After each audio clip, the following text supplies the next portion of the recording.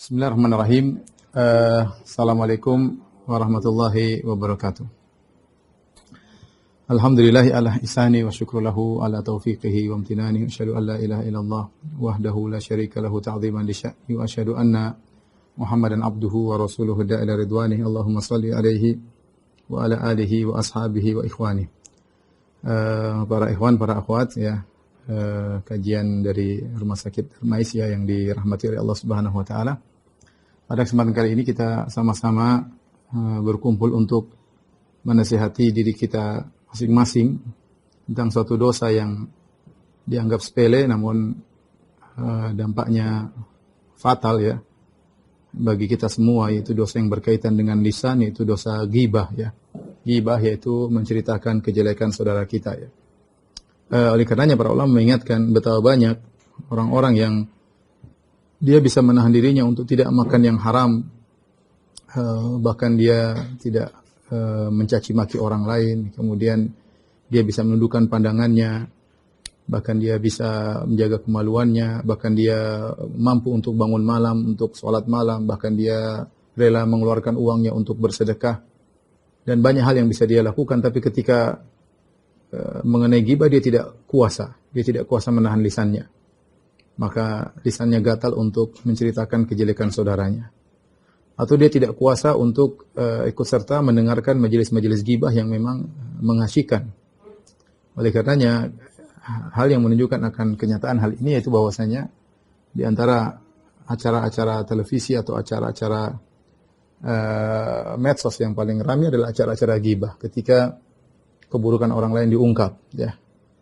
Terkadang kita tidak ingin mendengar, tapi lewat di wall kita atau lewat di beranda kita, sehingga kita pun akhirnya terpancing untuk mendengar, melihat, dan akhirnya kita ikut terjerumus dalam majelis ghibah tersebut.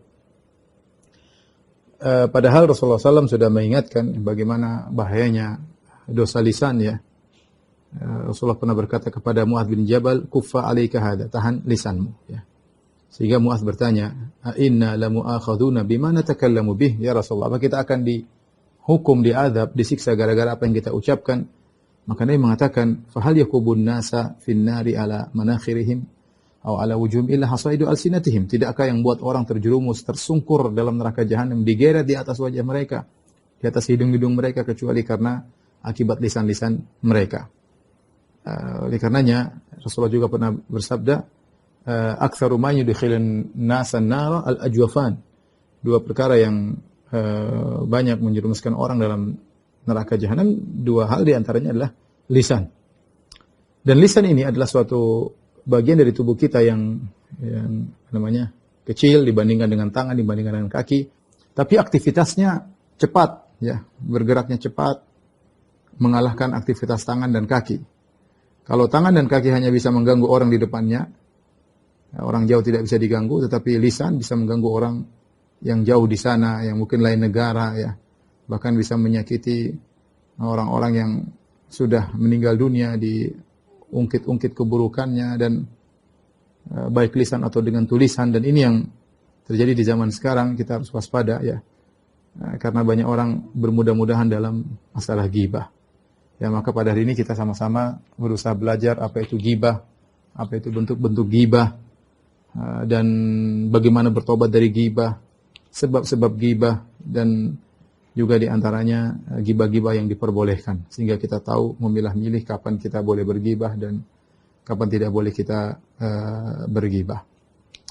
Baik, ikhwan dan akhwat yang rahmatillah subhanahu wa ta'ala, perhatikan ya. Ghibah ya. Secara bahasa ya, diambil dari ghaba ya, ghibu ya, yaitu suatu yang gaib, tidak kelihatan. Gaib tidak kelihatan. Kemudian secara istilah, ini secara bahasa, dari istilah adalah dzikruka akhaka bima yakrah. Engkau menyebut tentang saudaramu yang dia tidak suka untuk disebutkan. Saudaramu yang ia tidak suka untuk disebutkan. Inilah definisi ghibah yang Rasulullah SAW berikan. Rasulullah SAW pernah berkata kepada para sahabat, "Atadruna mal ghibah?" Tahukah kalian apa itu ghibah? Qalu Allah wa Rasulullah alam. Allah dan Rasulullah mengetahui. Kata Rasulullah SAW, "Dzikruka akhaka bima yakrah." Kau menyebut sesuatu tentang saudaramu yang dia tidak suka untuk disebutkan. Maka dikatakan kepada Nabi, "In kana fi akhi ma aqul, ya Rasulullah." Kalau yang saya ucapkan tentang saudara saya itu memang benar, saya tidak bohong ya Rasulullah. Kata Rasulullah SAW, "In kana ma taqul, ya, in kana fi akhika ma taqul," kalau benar yang ada pada saudaramu persis seperti yang kau ucapkan, faqad iktabtahu, itulah ghibah, kau telah menggibahnya. Kalau tidak, faqad bahattahu. Kalau tidak, maka kau telah berusaha atas namanya. Telah berusaha atas namanya. Dari sini kita tahu ghibah itu berita benar, berita yang jujur. Bukan kebohongan. Jadi real, ya. Ghibah itu real, benar-benar kenyataannya demikian, itulah ghibah. Kalau tidak real, kenyataan tidak demikian, maka ghibah plus bohong, ya. Ya, kalau tidak benar,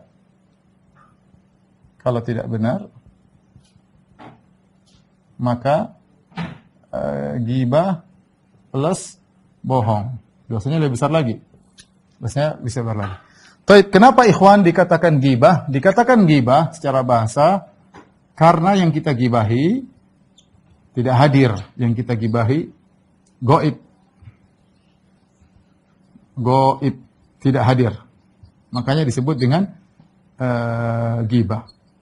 Karenanya Allah Subhanahu wa taala menyamakan ghibah seperti makan bangkai saudara. Kata Allah Subhanahu wa taala, "Yuhibbu wala yaktab ba'dukum ba'dha." Janganlah sebagian kalian menggibah sebagian yang lain.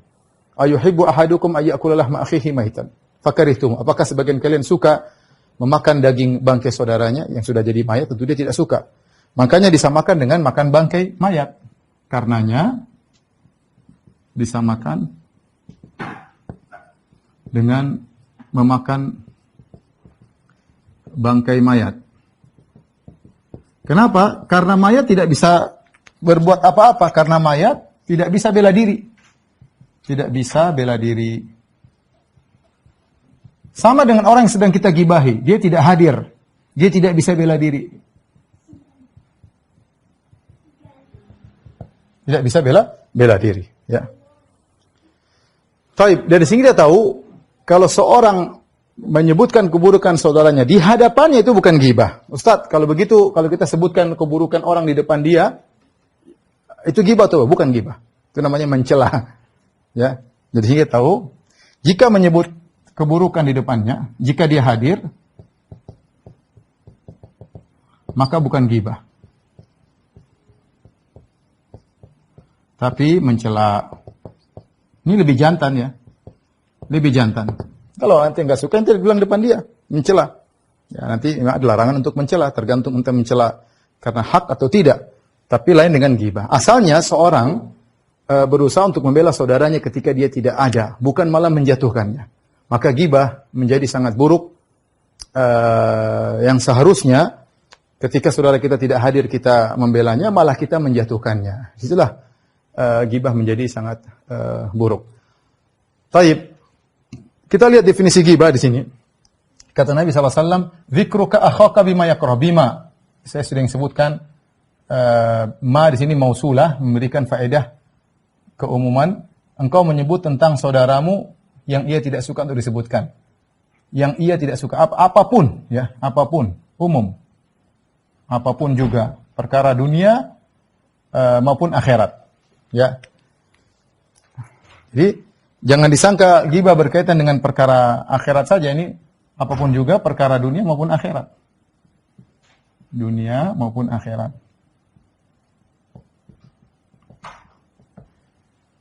Perkara dunia umum mencakup dirinya, ya. Mencakup dirinya, istrinya, keluarganya, ya. Kemudian sukunya, ya, misalnya. Dirinya umum, misalnya fisiknya, akalnya, akhlaknya, dan lain-lain ya. Ini ghibah. Contoh tentang dirinya. Kita sebut fisiknya. Gembrot. Si gembrot sudah datang belum misalnya? Si gendut, si kurus, si krempeng misalnya. Si pesek sudah datang belum? Bahkan sebenarnya kalau seorang tidak suka disebut rambutnya keriting, yang bilang dia keriting. Si kribo, dia sudah tahu dia nggak suka dibilang kribo, kita malah bilang, si kribo belum datang, sudah datang belum? Si keriting, si ini, si anu, ya, si sipit, ya misalnya, si item, ya, dan banyak hal, ya. Itu mencakup dengan fisiknya. Akalnya, itu si goblok sudah datang belum, ya? Si tell me sudah datang belum, telat mikir, ya. Si lemot, ya, otaknya lemot, ya. Pentium 1, ya, Jack, ya. Dia tidak hadir, tapi kita, sudah datang belum? Ini berkaitan dengan akalnya. Akhlaknya itu yang suka suka mencuri sudah datang belum? Atau gitulah akhlaknya. Yang suka masuk rumah tidak beri salam sudah datang belum? Berkaitan dengan dirinya. Ini semua adalah ghibah. Dia tidak suka disebutin. Dia tidak suka disebutin. Timbul pertanyaan, Ustadz, kalau dia tidak benci disebutin, seorang misalnya pesek, dia senang dipanggil si pesek. Ya, dia senang dipanggil si pesek, ya. Kalau dia tidak marah kalau disebut dengan si pesek, maka tidak termasuk dalam ghibah. Tetapi bisa terjerumus dalam at-tanabuz bil alqab, yaitu memanggil-manggil dengan gelar yang buruk. Ya. Wala tanabazu bil alqab, kata Allah, janganlah kalian saling memanggil dengan gelar yang buruk. Si pesek itu tentu gelaran yang buruk, ya. Sebaiknya kita enggak usah, kita panggil dengan namanya yang baik, namanya yang enggak usah kita gelari dengan gelar-gelar yang meskipun dia tidak marah, ya. Tapi tidak usah. Ya, kita orang Islam manggil dengan nama-nama yang baik, ya. Karena saya pernah hidup di suatu masa di kampung saya dulu. Ada orang kalau manggil temannya dengan nama binatang, bukan nama, dia tidak marah karena hal seperti candaan, tapi ya panggil nama binatang, ya. Itu berarti bukan berarti kalau dia tidak marah tidak dosa. Dia tidak marah tidak dosa, tapi bukan berarti dia tidak dosa, justru dalam dosa yang lain, bukan dosa ghibah tapi dosa tanabuz bil alqab, wala tanabadzu bil alqab. Janganlah kalian saling manggil-manggil dengan kata-kata gelar yang buruk. Berkaitan istrinya, itu loh, yang istrinya menor itu loh, ya seperti itu contohnya. Tentang keluarganya itu loh, yang anaknya begini, anak bapaknya begini, anaknya ingusan melulu kalau datang pengajian misalnya. Ibu-ibu misalnya gitu. Tentang sukunya itu loh, dari suku itu loh misalnya. Intinya gitu ya, tentang dirinya, tentang keluarga, semua tentang diri, tentang pekerjaannya, semua adalah ghibah. Umum berkaitan dengan akhirat, ya misalnya tentang sholatnya yang malas misalnya, ya misalnya ya sholatnya, itu loh yang sholat subuh nggak pernah muncul misalnya, dan yang lain-lain, ya mungkin dia pelaku maksiat, tentang maksiatnya, ya dan lain-lain. Ini semua adalah ghibah. Jadi mencakup apapun, jika kita sebutkan dia tidak suka, maka itu termasuk daripada ghibah, ya. Ingat ya, ini semua ini jujur ya. Ghibah itu jujur, ya. Kalau tidak jujur namanya ghibah plus. Baik, kita lanjutkan tentang hukum ghibah. Hukum ghibah.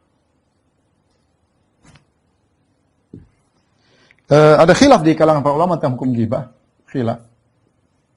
Ada yang mengatakan dosa kecil. Ada yang mengatakan dosa besar.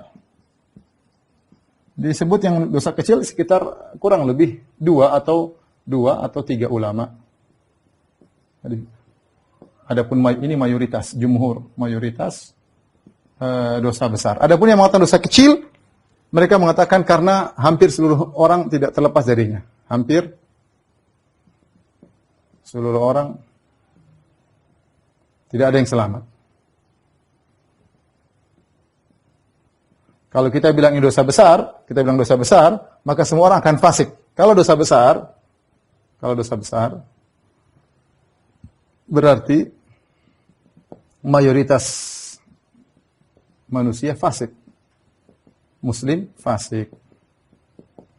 Pendapatnya, kalau kita lihat ini pendapat secara logika, ini adalah dalil logika, ya. Dalil logika dengan dengan konsekuensi. Konsekuensinya kalau orang melakukan dosa besar berarti kan fasik. Nah, kalau kebanyakan orang tidak selamat dari ghibah berarti mereka fasik semua. Adapun majelis ulama mengatakan dosa besar, ya, dalilnya banyak, ya. dalilnya banyak. Di antaranya ikhwan dan akhwat rahmatillah subhanahu wa ta'ala, itu di dalam surat Al-Hujurat. Surat Al-Hujurat. Allah menyamakan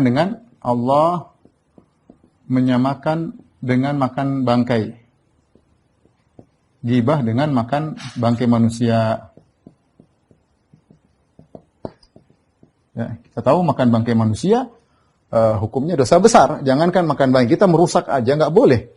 Ya, Rasulullah mengatakan bahwasanya kasrul idham muslim, mematahkan tulang seorang muslim sama saja.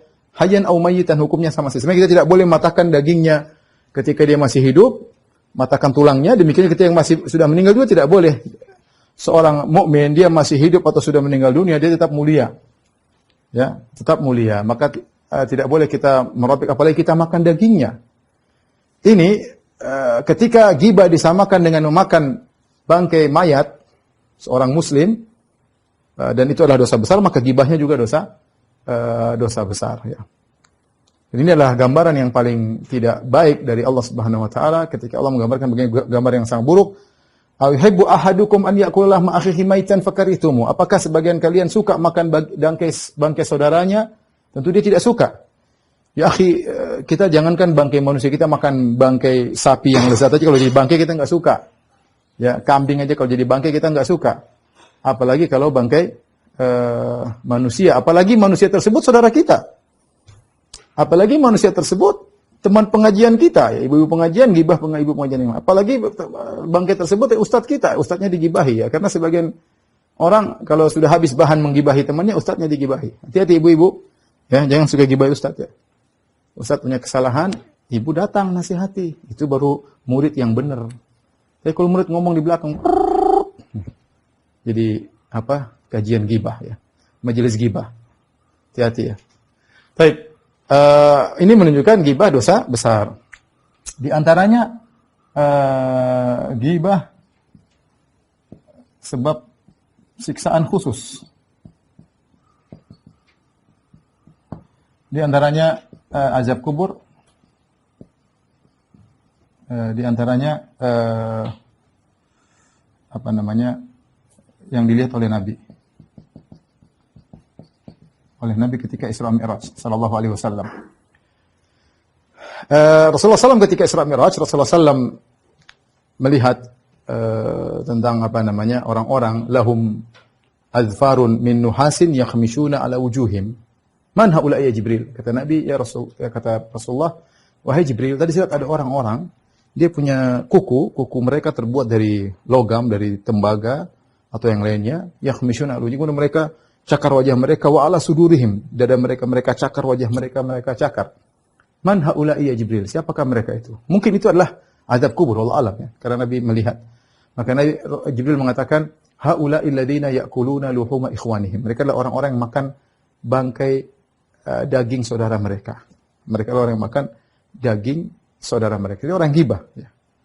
Ya, kemudian azab kubur dalam hadis yang masyhur, hadis Ibnu Abbas, Rasulullah marra ala biqabrain, Rasulullah melewati dua kuburan, Rasulullah mengatakan innahuma la yu'adzabani. Dua-duanya ada dua orang yang sedang diadab.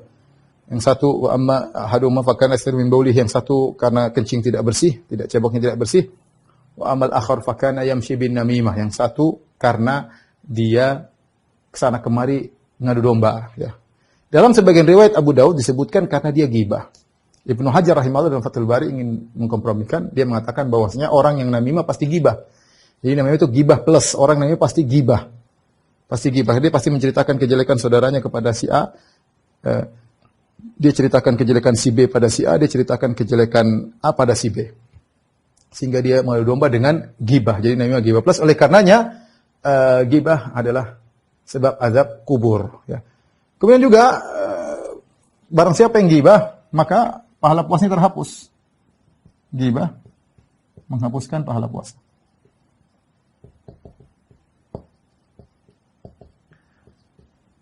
Ya. Makanya Nabi disebutkan bagaimana bahkan sebagian ulama, sebagian sahabat kalau tidak salah bin Malik atau sebagian ulama berpendapat orang yang ghibah puasanya batal. Puasanya batal ya. Oleh karenanya ini semua dalil-dalil menunjukkan bahwasanya ghibah adalah dosa besar. Ghibah adalah dosa besar. Dan ghibah bertentangan dengan hak-hak ukhuwah, hak-hak persaudaraan. Rasulullah SAW bersabda, "Inna dima'akum wa amwalakum wa a'radakum haramun alaikum."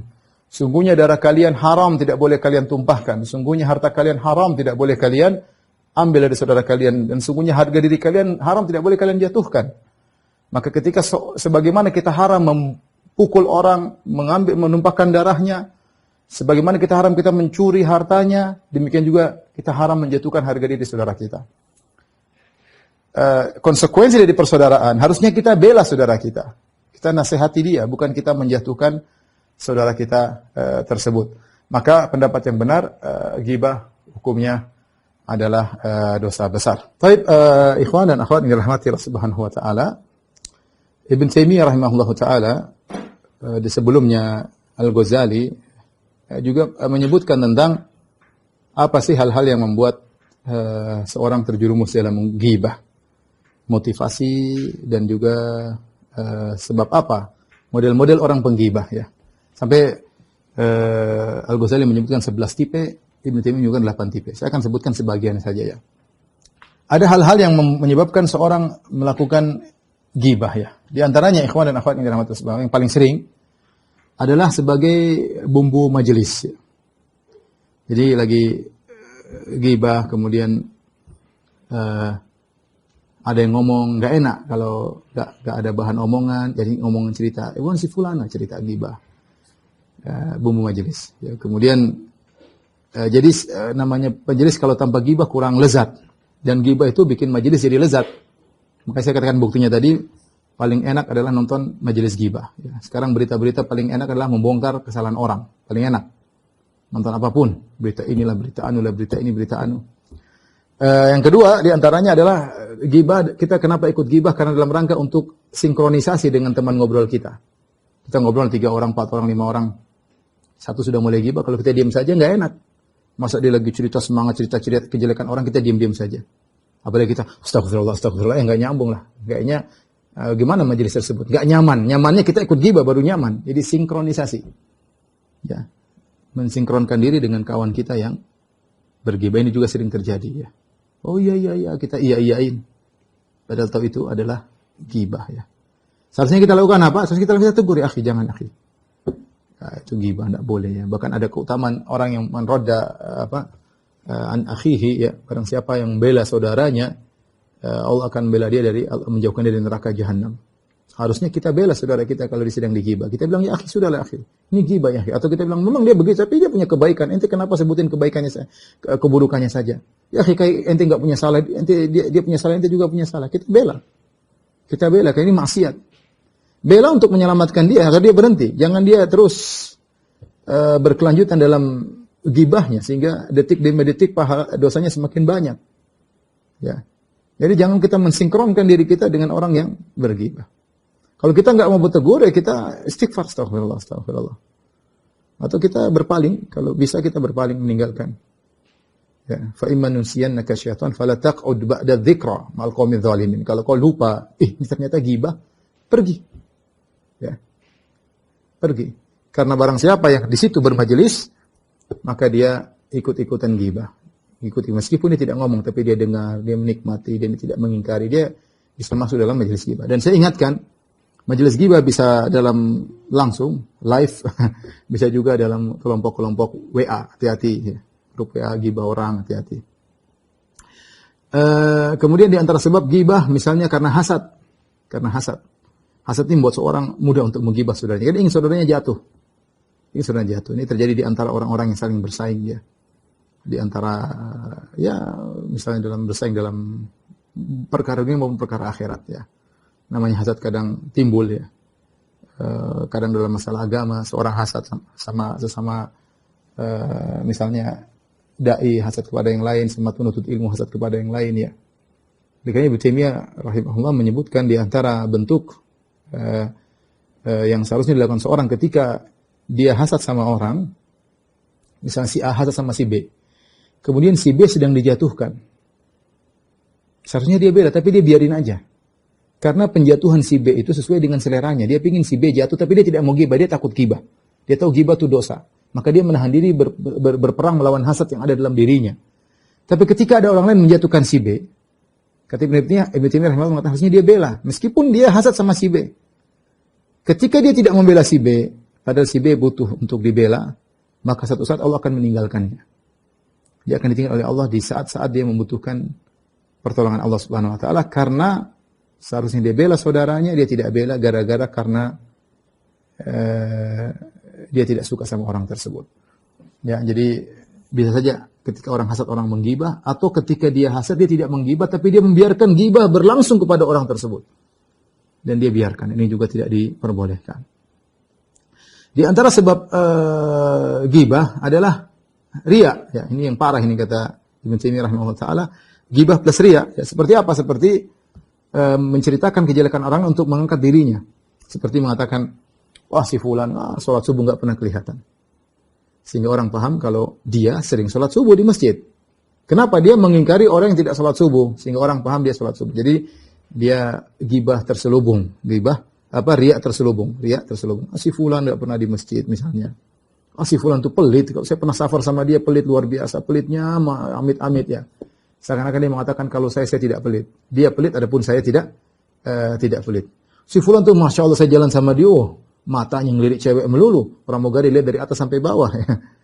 Seakan-akan dia mengatakan kalau saya tidak demikian. Jadi dia memuji dirinya dengan menjatuhkan orang lain. Maka itu adalah bentuk ghibah ya. Jadi sebab ghibah adalah karena riya. Di antara ghibah sebabnya karena dendam ya. Karena dendam ya, dendam pada seorang ya. Maka dia pun menjatuhkan orang tersebut. Cari-cari kesalahannya, kemudian diungkap kesalahannya di hadapan umum, maka dia telah menggibah orang tersebut ya. Dan banyak, ada kadang gibah didatangkan dalam bentuk kesedihan, padahal dia tidak sedih. Dia bilang misalnya, aduh, kasihan si fulan ya. Padahal dia memang niat untuk menggibah yang menjatuhkan. Kasihan si fulan ya, sudah lama tidak ikut pengajian, kasihan ya. Padahal dia gibah ini. Kasihan si fulan ya, misalnya sekarang inilah pelit lah, apalah tidak seperti dulu. Ini juga gibah. Allah Maha tahu ketika dia niat untuk menjatuhkan, tapi dia bawa dalam kemasan seakan-akan dia kasihan ya. Sama, terkadang dia bawa gibah dalam kemasan seakan-akan dia bernahi mungkar. Dia bilang, kok bisa ya si fulan seperti itu?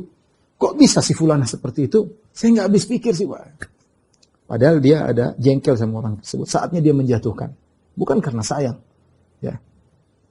Tapi dia menjatuhkan dalam kemasan bingkainya beramar ma'ruf nahi mungkar. Intinya kalau kita baca detail dari Ghazali dan juga Ibnu Taimiyah rahimahullah taala, bahwasanya ghibah itu banyak sekali modelnya. Seorang waspada, jangan sampai dia terjerumus dalam dosa-dosa besar yang berkaitan dengan ghibah. Baik, kita bahas ghibah yang diperbolehkan. Apa saja ghibah yang diperbolehkan? Ghibah yang diperbolehkan secara umum, kaidahnya adalah ghibah yang menimbulkan maslahat. Ghibah yang menimbulkan maslahat ya. Apakah demi kemaslahatan masyarakat umum ataukah demi kemaslahatan orang yang melakukan kemaksiatan itu sendiri ya. Secara umum demikian. Oleh karena ada ghibah-ghibah yang diperbolehkan. Hukum asal ghibah adalah haram. Maka dia diperbolehkan sesuai dengan kadarnya, tidak boleh berlebih-lebihan. Tidak boleh berlebih-lebihan. Sebagaimana kaidah yang berlaku, ad-darurat tubihul mahdzurat, bahwasanya darurat membolehkan sesuatu yang dilarang. Kemudian ad-darurat tuqaddaru biqadariha, dan darurat itu sesuai dengan kadarnya. Sama seperti seorang kalau tidak dapat makanan kecuali daging babi, maka dia makan secukupnya. Tidak boleh sekenyang-kenyangnya, tapi sekedar makan yang bisa menghilangkan, jangan sampai dia terjerumus dalam kematian, secukupnya. Maka ghibah juga diperbolehkan sesuai dengan kadarnya. Di antaranya ghibah yang diperbolehkan, misalnya seorang yang mutadzalim, yaitu seorang yang terzalimi. Seorang terzalimi, maka kemudian dia melapor kepada orang yang dia anggap bisa menyelamatkan dia. Misalnya dia pergi ke hakim, ya. saya dizalimi. Ya. Siapa yang menzalimimu? Barang saya dicuri. Siapa yang mencuri? Waduh, saya takut ghibah, Pak. Ya terus siapa yang mau ditangkap kalau tidak disebut namanya? Ya, disebut namanya apa? Si fulan telah mencuri barang saya. Si fulan telah memukul anak saya. Si fulan telah... Orang yang terzalimi dia boleh menggibah dan dia menyampaikan hal tersebut di hadapan pihak yang berwajib yang bisa menyelamatkan dia. Ya, itu boleh. Ya, mutazalim. Kemudian di antara yang diperbolehkan ghibah adalah mu'arrif. Mu'arrif itu adalah yang mengenalkan ya dalam rangka bukan untuk menjatuhkan, bukan untuk merendahkan, tapi untuk mengidentifikasikan orang tersebut. Dan ini banyak dilakukan oleh alul hadis ya. Misalnya disebutkan Al-A'raj ya. Kemudian Abdurrahman bin Hurmuz Al-A'raj. Namanya ada tapi disebut gelarnya Al-A'raj artinya orang yang pincang. Disebut dalam hadis Haddatsani Al-A'raj, menyampaikan kepada Al-A'raj. Siapa ini orang sudah tahu tapi dia lebih dikenal dengan ya, karena Abdurrahman banyak misalnya. Tapi Abdurrahman yang pincang, ya ini orang sudah tahu. Tapi bukan niatnya untuk menghina, tapi sebagai identifikasi. Contoh seperti Al-A'mash, kalau nggak salah Sulaiman bin Mihran ya, yang matanya agak terganggu penglihatannya, Al-A'mash ya, disebut Al-A'mash. Ya. Sehingga disebut bukan untuk menghina dia, tapi dalam rangka untuk ada kemaslahatan untuk mengenalkan. Sama seperti ketika Allah mengatakan, Abasa wa tawalla an ja'ahul a'ma. Dia berpaling dan muka masam ketika datang orang yang buta. Maksudnya Ibnu Ummi Maktum. Allah sebutkan kebutaannya karena untuk mengenalkan kepada Nabi dia seorang yang buta harusnya kau perhatikan. Malah engkau Rasulullah SAW berpaling darinya dalam rangka mendakwai orang-orang kafir. Misalnya ini contoh. Misalnya ada seorang datang kepada kita.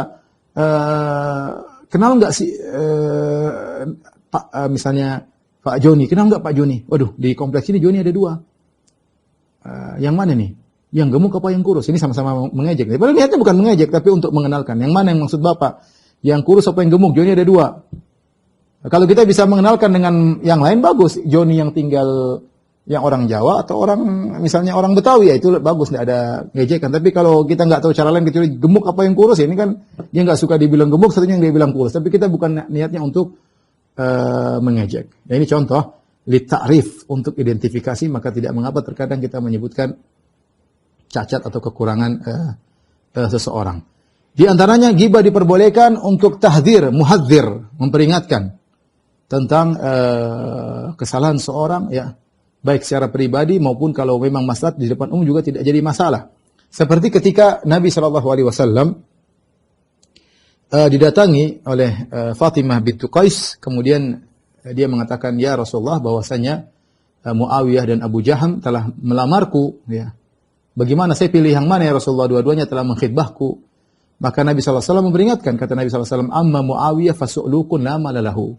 Adapun Muawiyah miskin, dia tidak punya harta, mungkin tidak pantas buat engkau, ya mungkin kebutuhanmu ada, dia tidak pantas. Ini Nabi memberi arahan, Muawiyah kebetulan lagi tidak ada uang untuk bisa menikah. Wa amma Abu Jaham fadarrabun linnisa atau la yada'u asahu an atiqihi. Adapun Abu Jaham suka mukul perempuan, mukul istri. Ingkahi Usama, nikahlah dengan Usama. Di sini Nabi menyebutkan keburukan Abu Jaham dan Muawiyah hanya kepada Fatimah binti Qais yang ada keperluan karena sedang dilamar, maka tidak apa-apa dalam rangka memberi peringatan. Sama seperti orang datang kepada saya, "Ustaz, bagaimana muamalah dengan si fulan?" Waduh. Ya saya harus, tidak boleh saya sembunyikan. Si fulan begini, cuma dia kekurangan di sini. Kekurangannya begini. Harus saya sampaikan, tidak boleh saya diam-diam. Tidak boleh, oh bagus. Tidak boleh, namanya saya berdusta ya. Tidak boleh, saya menjerumuskan saudara. Saya harus jelaskan kekurangannya begini, agar dia punya, terserah dia mau lanjut atau tidak, terserah dia. Atau misalnya seorang, dan ini terjadi, datang pada saya, "Ustaz, seorang akhwat dilamar oleh seorang ikhwan. Ustaz kenal dia enggak?" "Oh kenal." "Bagaimana menurut Ustaz?" Ya, saya ditanya. Ya saya jelaskan, orangnya begini ya. Ya, harus saya jelaskan. Dan saya tidak jelaskan depan umum, tapi khusus kepada yang membutuhkan informasi tersebut. Ya. Kata para ulama, jika ini kemaslahatan duniawi, ya terkadang kita boleh memperingatkan, apalagi yang berkaitan dengan kemaslahatan kaum muslimin. Misalnya ada seorang melakukan kesalahan dalam masalah agama, berfatwa yang ngawur, menyesatkan, tidak berdalil, memiliki pemahaman yang ngawur, meninggalkan para ulama, melakukan bid'ah, kesyirikan, kemungkaran, liberalisme dan yang lainnya ya. Maka tidak mengapa kita bantah di depan umum, tidak jadi masalah, apalagi kalau fatwa dia sudah tersebar di depan umum. Ya, sudah. Ya sudah tersebar ya kita bantah di depan umum, bukan pribadi lagi, boleh di depan umum. Kalau kita bisa ketemu secara pribadi, oke. Kalau tidak, kita boleh bantah, tidak nunggu ketemu dia, belum tentu bisa ketemu dia. Ketemu dia pun belum tentu dia mau ketemu. Ya kalau sudah tersebar, kita boleh bantah di depan umum dalam rangka memperingatkan. Tidak jadi masalah. Apakah orang tersebut memang dasarnya sudah sesat, ataukah dia seorang yang mukmin tapi kemudian punya kesalahan tapi sudah tersebar, kita boleh menasihati untuk klarifikasi. Kalau tidak, kita boleh bantah dalam rangka memperingatkan kesalahan. Ini gibah yang diperbolehkan. Di antaranya gibah yang diperbolehkan adalah seorang yang menampakkan kefasikannya, tidak malu, diterang depan umum. Dia berzina depan umum, atau dia berzina kemudian dia videoin, kemudian dia sebarkan di internet, atau dia buka aurat di depan panggung. Orang ini tidak apa-apa, kita gibai dari sisi itu. Dari kemaksiatan yang dilakukan. Jangan kita bicara lagi tentang, oh dia tidak berbakti sama orang tuanya, dia sama suaminya begini. Tidak. Dari maksiat dilakukan itu kita, tidak apa-apa kita ungkapkan di depan umum, karena orang pun sudah tahu semuanya. Tidak jadi masalah. Tidak jadi masalah karena dia sudah di depan umum terang-terangan. Orang seperti ini tidak mengapa digibahi. Ya. Demikian juga kalau ada orang datang minta tolong sama kita, dia melihat satu kemungkaran. Tolong bantu saya, ada orang melakukan kemungkaran di sana. Siapa? Dia sebutin. Orang yang begini-begini, maka kita boleh bantu untuk mengingkari kemungkaran. Di antara gibah-gibah yang diperbolehkan. Di antara juga saya sering ditanya, misalnya kita gibah untuk kemaslahatan orang kita gibahi. Misalnya kita sekeluarga, kemudian kakak atau adik kita ada masalah. Kita ngobrol di antara kakak dan saudara yang lain tentang adik kita. Bukan untuk menjatuhkan dia, tapi kita, gimana nih adik kita? Kita sebutin. Atau misalnya kita suami istri, tetangga kita melakukan kesalahan. Diskusi sama suami dengan istri, gimana kita hadapi tetangga kita. Kita sebutkan keburukan dia di hadapan istri, di hadapan suami. Tapi dalam rangka untuk mengatasi permasalahan yang sedang terjadi, atau demi kemaslahatan orang yang sedang kita gibahi. Ini tidak jadi masalah. Makanya sehingga tahu kadar gibah yang diperbolehkan, hati-hati jangan kita melampaui batas. Yang terakhir yang kita bahas, ikhwan dan akhwat yang dirahmati Allah Subhanahu wa taala, bagaimana bertobat dari gibah. Ya akhi, gibah sebelum kita gibah kita renungkan, sungguhnya gibah itu merugikan diri kita sendiri. Orang yang menggibah berarti dia mentransfer pahala. Kalau kita gibah saudara kita transfer pahala sama dia.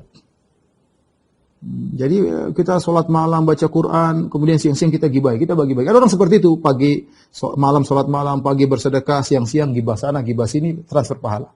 Masya Allah, beramal untuk orang lain. Ya. Beramal untuk orang lain. Ya. Makanya ada syair mengatakan, kalau ada orang gibah kepada engkau, bersyukurlah, berterima kasihlah kepada dia. Syukron kamu sudah gibah saya. Tambah aja, tidak apa-apa. Karena dia akan transfer pahala kepada kita. Enggak usah kita ngomong-ngomong, biarin aja. Biarin aja. Ya.